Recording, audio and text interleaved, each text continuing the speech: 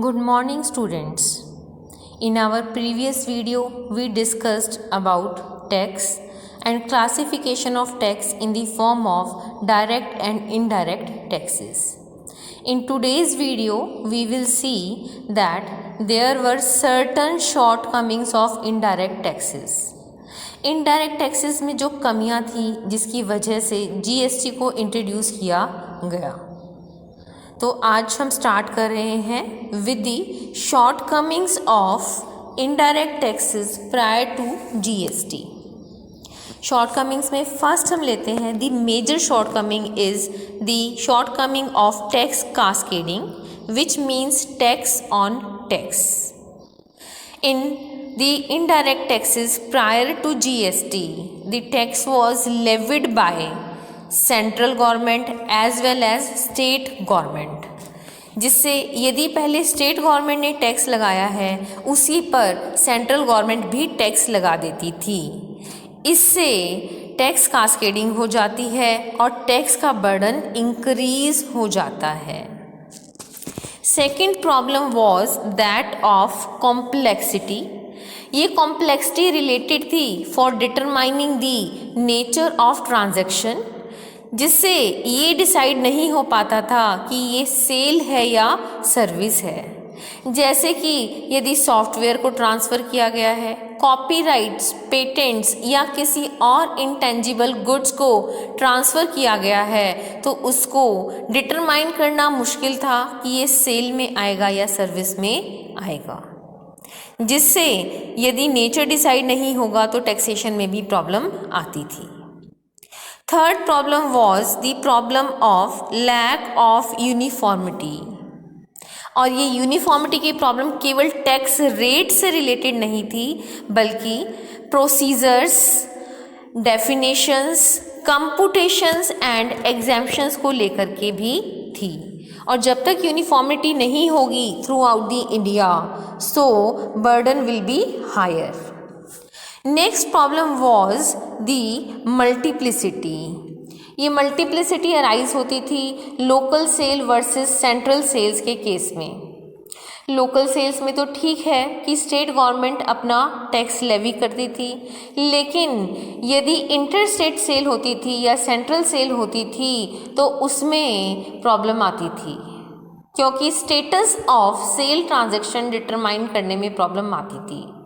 Tax being the major source of revenue for the government, state government भी उस पर tax लगाना चाहती थी और सेंट्रल गवर्नमेंट भी उस पर टैक्स लगाना चाहती थी।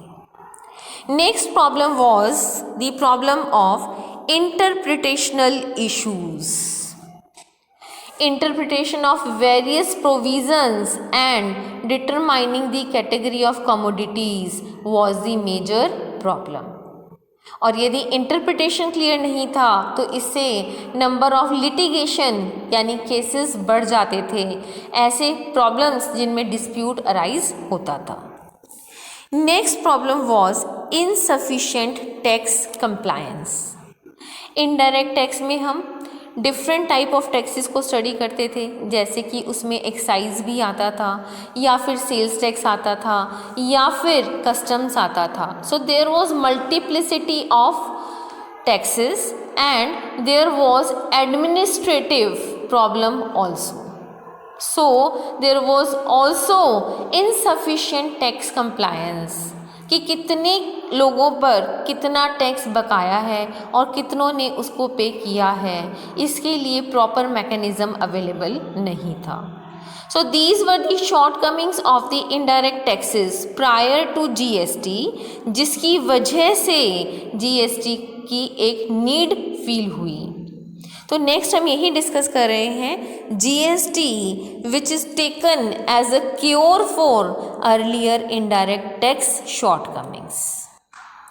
It was the Kelkar task force जिसने जीएसटी को प्रपोज किया 2004 में, लेकिन जीएसटी इंडिया में एप्लीकेबल हुआ। It came into force on 1 July 2017। According to GST Act, GST is a destination based tax levied on every stage of manufacturing for the value addition to be paid by the consumer with the credit available of any tax paid on the previous stages. इस definition में ये बताया गया है, as we know that एक good या service consumer तक पहुंचने से पहले मल्टीपल चैनल से पास ऑन होती है और हर चैनल पर और हर स्टेज पे कुछ ना कुछ वैल्यू एडिशन होता है। जीएसटी में हर स्टेज पे जो वैल्यू एडिशन किया जाता है केवल उसी पे टैक्स लगाया जाता है।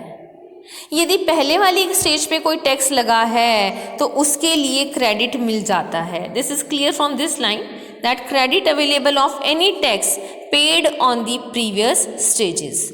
यानी कि ये जो टैक्स कास्केडिंग की प्रॉब्लम थी ये जीएसटी में रिमूव हो गई है। तो टैक्स केवल किस पे लगाया जा रहा है? वैल्यू एडिशन पे। ये तो हमें क्लियर है ही कि जो टैक्स है it is to be paid by the consumer, इसीलिए इसको इनडायरेक्ट टैक्स बोलते हैं। यहाँ पर बर्डन को कंज्यूमर के ऊपर शिफ्ट किया जाता है।